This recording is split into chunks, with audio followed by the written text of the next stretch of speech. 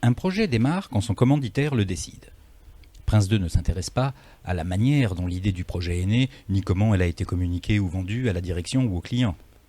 Dans certaines organisations, il existe pour cela des processus de soumission de projets qui permettent à la direction de les évaluer, de les planifier, de les intégrer dans les plans stratégiques et dans les budgets. Qu'il s'agisse d'un projet pensé de longue date, planifié et inscrit au budget, ou d'un projet de dernière minute destiné à faire face à une situation d'urgence, ne change rien dans Prince 2. C'est la décision de la direction de l'entreprise ou du client de démarrer le projet qui déclenche le management du projet et constitue le point de départ de la méthode Prince 2. En prenant cette décision, la direction émet un mandat de projet. Le mandat est l'ensemble des informations connues sur le projet. Il exprime les éléments du contexte, les raisons qui motivent le projet, les contraintes et objectifs, particulièrement en termes de coûts, durée, périmètre des livrables et bénéfices attendus. Le mandat est donc l'expression, parfois informelle, des termes de référence du projet. L'émission du mandat déclenche donc le premier processus Prince 2, nommé « Élaborer le projet ». La volonté de démarrer le projet, manifestée par le mandat, ne constitue pas encore le démarrage officiel du projet. Il importe d'abord de s'assurer que tous les prérequis au démarrage du projet sont en place. Pour cela, les rôles essentiels doivent être nommés, tels que le comité de pilotage et le chef de projet au minimum, et les termes de référence du projet doivent être sommairement formalisés. Cette première documentation est appelée exposé du projet et permet de s'assurer que le projet est suffisamment cadré et viable. Les activités du processus élaborer le projet se déroulent donc avant son démarrage, dans une phase logiquement appelée pré-projet. L'exposé du projet est complété avec le plan de la séquence d'initialisation pour permettre au comité de pilotage, fraîchement nommé, de prendre sa première décision, autoriser l'initialisation du projet. Ou pas. Toutes les décisions, directives et conseils du comité de pilotage de projet sont issues des activités du processus diriger le projet. En demandant au comité de pilotage l'autorisation d'initialiser le projet, le chef de projet déclenche donc la première activité du processus diriger le projet. Le processus diriger le projet sert également à gérer la relation entre le comité de pilotage de projet et la direction de l'entreprise ou du programme ou le client. L'autorisation de l'initialiser marque le début officiel du projet.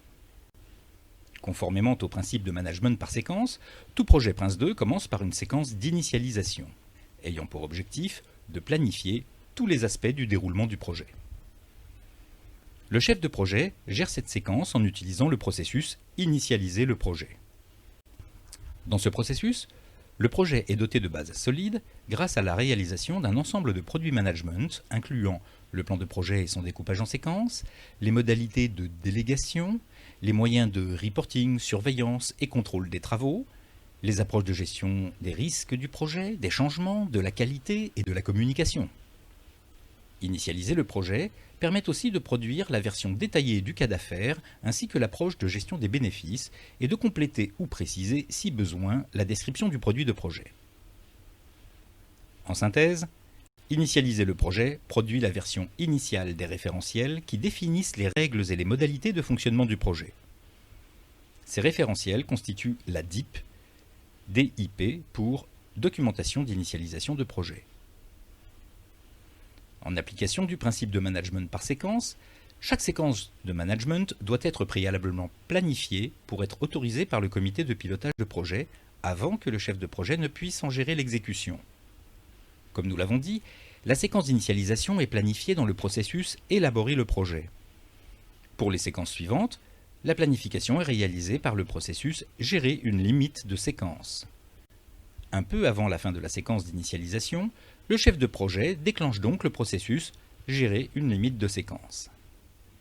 La finalité de ce processus est de fournir au comité de pilotage de projet toute l'information utile à l'autorisation de démarrer la séquence suivante. En appliquant le processus gérer une limite de séquence, le chef de projet va produire le plan de la séquence suivante. Il actualise le cas d'affaires et l'approche de gestion des bénéfices si besoin, afin que le comité de pilotage de projet puisse s'assurer que le projet demeure viable, en application du principe de justification continue pour l'entreprise. Un rapport de fin de séquence est également produit pour synthétiser les réalisations et les événements importants de la séquence qui s'achève et tirer ainsi les leçons de l'expérience. La DIP et les produits management créés ou actualisés dans le processus gérer une limite de séquence sont communiqués au comité de pilotage de projet afin d'obtenir l'autorisation de démarrer la séquence suivante. Ce faisant, le chef de projet déclenche à nouveau une activité du processus diriger le projet. Grâce à ces éléments, le comité de pilotage peut statuer sur la poursuite du projet. L'autorisation de démarrer la séquence suivante officialise en même temps la fin de la séquence en cours et le début de la séquence suivante. Toutes les séquences qui suivent sont des séquences de livraison. La principale différence entre la séquence d'initialisation et les suivantes est que cette première planifie exclusivement la production de produits management, tandis que les suivantes se focalisent sur la production des produits spécialistes. Autrement dit, le début de la seconde séquence marque le réel démarrage des travaux sur les livrables qui composent le produit de projet. Dès que le comité de pilotage de projet a autorisé la séquence suivante, le chef de projet utilise le processus contrôler une séquence afin d'exécuter la séquence telle que planifiée, tout en veillant à éviter les déviations au-delà des tolérances convenues. Prince 2 résume les activités du chef de projet en 4 verbes: planifier, déléguer, surveiller et contrôler.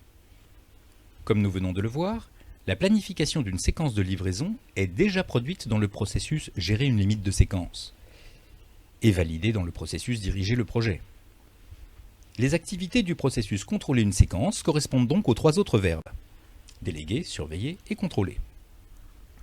C'est en effet dans ce processus que le chef de projet décrit et délègue les lots de travaux au chef d'équipe, en surveille la progression grâce au rapport d'avancement émis par les chefs d'équipe, réceptionne les lots de travaux achevés, informe le comité de pilotage du projet de la progression de la séquence et du projet, en émettant régulièrement des rapports de progression.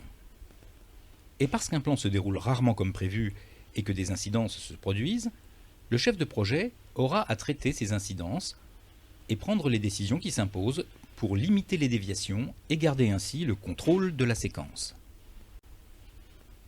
Chaque fois que le chef de projet délègue et autorise un lot de travaux à un chef d'équipe, ce dernier utilise le processus gérer la livraison des produits. Ce processus résume toutes les activités attendues d'un chef d'équipe pour assurer la réalisation du lot de travaux en entretenant le lien avec le chef de projet. Pour cela, le chef d'équipe accepte le lot de travaux qui lui est confié et les conditions de son exécution. Il produit si nécessaire un plan pour organiser le travail de son équipe. Il rapporte régulièrement la progression du lot de travaux au chef de projet et remonte les éventuelles difficultés et incidences qu'il rencontre jusqu'à l'achèvement et la remise du lot de travaux. Attention, une même séquence contient souvent plusieurs lots de travaux, ce qui signifie dans ce cas que le processus gérer la livraison des produits est utilisé plusieurs fois dans la même séquence. De plus, plusieurs lots de travaux peuvent être simultanément en cours, donc le processus gérer la livraison des produits peut être utilisé simultanément par plusieurs chefs d'équipe. Enfin, les lots de travaux de la séquence ne commencent pas tous au début de la séquence et ne s'achèvent pas tous en fin de séquence. Un lot de travaux peut même démarrer dans une séquence et s'achever dans une autre. C'est le plan de la séquence qui prévoit quand devraient débuter et s'achever les lots de travaux dans la séquence, et c'est le chef de projet qui les coordonne au travers des activités du processus contrôler une séquence. Lorsque la séquence en cours s'approche de son terme, le chef de projet déclenche à nouveau le processus gérer une limite de séquence. Rappelons que ce processus sert à fournir au comité de pilotage du projet le bon niveau d'information pour statuer sur la poursuite du projet, et que pour cela, il produit un plan de la séquence suivante ainsi que le rapport de fin de séquence et qu'il actualise le cas échéant, le cas d'affaires, le plan de projet et tous les éléments de la DIP qui auraient besoin de l'être. En sollicitant l'autorisation de démarrer la séquence suivante, le processus gérer une limite de séquence déclenche à nouveau le processus diriger le projet et l'autorisation donnée par le comité de pilotage de projet marque la fin de la séquence en cours et le début de la suivante. Les processus contrôler une séquence, gérer la livraison des produits, gérer une limite de séquence et diriger le projet, et leurs interactions que nous venons de décrire, se répètent ainsi pour chaque séquence de livraison, à l'exception toutefois de la dernière. À l'approche de la fin de la dernière séquence, le chef de projet ne peut pas utiliser le processus gérer une limite de séquence puisqu'il n'y a pas de séquence suivante à planifier et donc pas d'autorisation de poursuivre le projet à solliciter. Il utilise à la place le processus clore le projet. Sauf en cas d'abandon, un projet ne peut s'achever qu'après acceptation du produit de projet. Tant que le produit de projet n'est pas formellement accepté par la direction de l'entreprise ou le client, c'est qu'il reste potentiellement du travail à effectuer. Dans ce processus, le chef de projet vérifie donc que tous les lots de travaux sont achevés, toutes les incidences et réponses aux risques ont été traitées et que les produits spécialistes ont été remis et formellement acceptés. Il s'assure également que les objectifs convenus ont été atteints et évalue la performance du projet en tirant les leçons pour les projets à venir. Lorsque toutes ces conditions sont réunies, et donc toutes les activités de clôture effectuées, le chef de projet recommande au comité de pilotage du projet de clore le projet, sollicitant ainsi une dernière fois le processus diriger le projet. C'est donc le comité de pilotage du projet qui officialise la clôture du projet.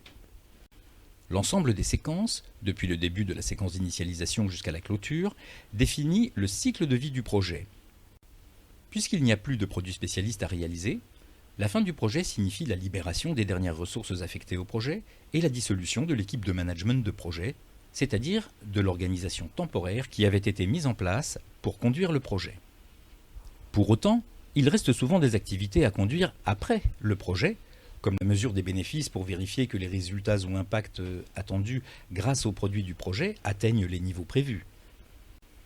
Les activités de la phase post-projet ne sont pas décrites dans Prince 2, car le management du projet s'achève en même temps que le projet, après acceptation du produit, en application du principe focalisation produit. Un transfert de propriété et de responsabilité est donc opéré en fin de projet vers les parties prenantes concernées. Pour optimiser les résultats, la phase post-projet doit être préparée pendant le projet. Cela est fait en grande partie par la production et l'actualisation tout au long du projet, du cas d'affaires et de l'approche de gestion des bénéfices. Prince 2 recommande de plus que soient intégrées au périmètre du projet toutes les dispositions pour assurer l'autonomie de l'entreprise ou du client sur l'exploitation du produit de projet. Le projet devrait inclure, par exemple, les transferts de connaissances et de compétences requis, ainsi que la préparation des contrats nécessaires à l'assurance et à la maintenance. Dans ce diagramme, les processus sont répartis en fonction des niveaux de responsabilité dans l'organisation de l'équipe de management de projet. Le niveau direction correspond à la direction de projet, c'est-à-dire aux responsabilités du comité de pilotage du projet. Le niveau management de projet correspond aux responsabilités du chef de projet et des rôles qui l'accompagnent, assurance projet, autorité de changement et support projet. Et le niveau livraison des produits qui correspond au rôle du chef d'équipe. Tous ces rôles sont plus amplement décrits dans le thème organisation. En conclusion, ce diagramme présente les processus horizontalement par rapport à leur utilisation dans le cycle de vie du projet et verticalement par rapport au niveau de responsabilité dont ils dépendent.